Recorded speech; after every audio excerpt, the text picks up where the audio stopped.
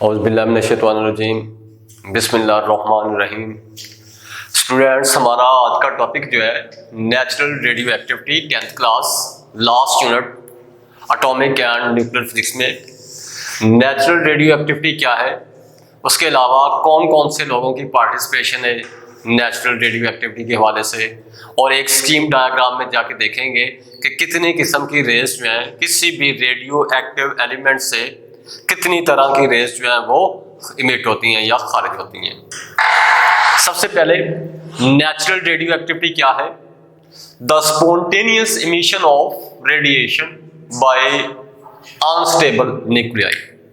किसी भी गैर क़याम-पज़ीर अनस्टेबल न्यूक्लियाई गैर क़याम-पज़ीर किसी भी गैर क़याम-पज़ीर न्यूक्लियाई से खुद ब खुद रेडिएशंस का जो खारिज होना है, इस प्रोसेस को हम नेचुरल रेडियो एक्टिविटी का नाम देते हैं।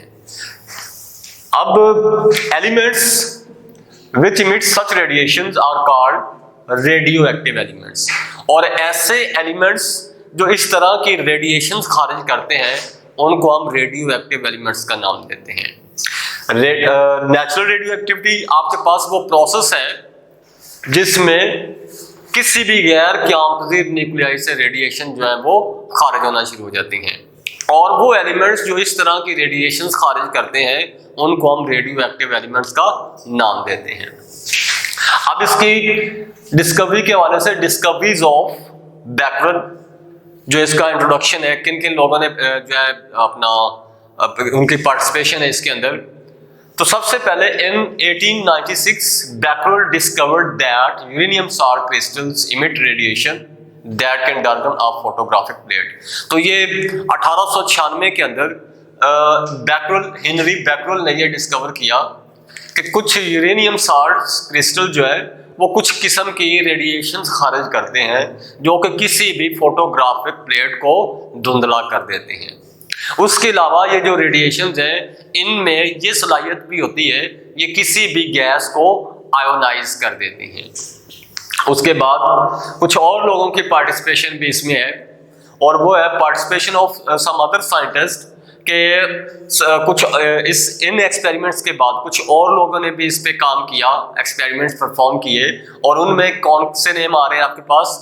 Mary Curie and her husband Pierre also discovered that two new elements, these were named polonium and radium। तो जो यूरेनियम था सिर्फ उसमें ही रेडिएशन खारिज नहीं होती, बल्कि मैरी क्यूरी और उसके हस्बैंड जो पीरी है उसने भी ये बताया कि कुछ और भी इनके अलावा, यानी यूरेनियम साल्ट क्रिस्टल के अलावा कुछ और भी ऐसे एलिमेंट्स हैं जैसा कि पोलोनियम और रेडियम, तो इनमें भी उसी तरह की रेडिएशन जो है वो खारिज होती हैं। ठीक है, तो 3 तरह की रेडिएशन जो है खारिज होती हैं इन एलिमेंट से, और वो कौन कौन सी हैं? Alpha particles, beta particles and gamma rays. तो 3 डिफरेंट टाइप्स ऑफ रेडिएशन जो है वो इमिट होती हैं, या इस इमिशन के अंदर जो है 3 किस्म की रेडिएशन शामिल है। तो फिर जाके एक बार फिर से मैं कहता हूं, the spontaneous emission of radiation by an unstable nuclei is called natural radioactivity, and the elements which emit such radiations are called radioactive elements। यहाँ पे आइएगा, ये आपके पास इसकी एक स्कीमेटिक डायग्राम आपके पास, ये आपके पास कोई भी लेड बॉक्स या लेड ब्लॉक है जिसके अंदर किसी भी रेडियो एक्टिव सोर्स को रखा गया है। रेडियो एक्टिव सोर्स मीन्स कि आपके पास रेडियम या कोई भी इस तरह का रेडियो एक्टिव एलिमेंट जो है वो रखा हुआ है उस लेड बॉक्स या लेड ब्लॉक के अंदर। ठीक है, यहाँ पे इसके सामने एक फोटोग्राफिक फिल्म या एक फोटोग्राफिक प्लेट जो है वो लगा दी गई है।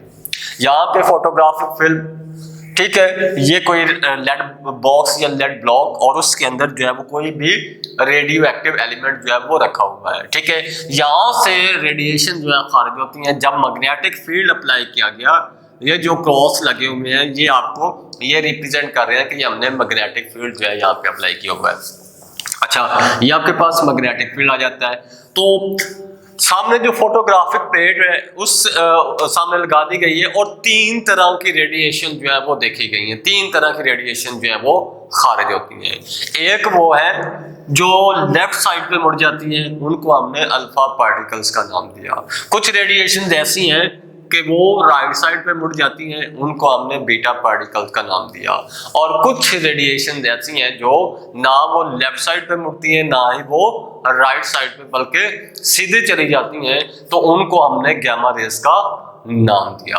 तो 3 डिफरेंट टाइप्स ऑफ रेडिएशन जो है इस प्रोसेस में खारिज होती हैं, alpha, beta and gamma rays. ठीक है, तो ऐसा प्रोसेस जिसके अंदर जो है कोई भी रेडियो एक्टिव न्यूक्लियाई जो है अनस्टेबल रेडियो एक्टिव न्यूक्लियाई उसमें अचानक से या खुद जो है रेडिएशन का जो खारिज होना है, इस प्रोसेस को हम नेचुरल रेडियो एक्टिविटी का नाम देते हैं। ऐसे एलिमेंट जो इस तरह की रेडिएशन खारिज करते हैं उनको हम रेडियो एक्टिव एलिमेंट्स का नाम देते हैं।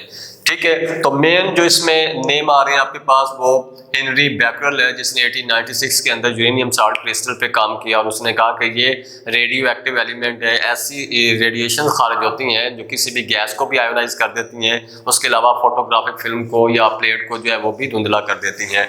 इसके अलावा कुछ और लोगों ने भी इस पे काम किया, जिस तरह के मैरी क्यूरी है, पीरी, उन्होंने भी ये कुछ ऐसे एलिमेंट्स डिस्कवर किए कि जो ना सिर्फ गैस को आयोनाइज करते हैं बल्कि फोटोग्राफिक प्लेट को जो है वो धुंधला कर देते हैं, और उनको भी रेडियो एक्टिव एलिमेंट्स का नाम दिया।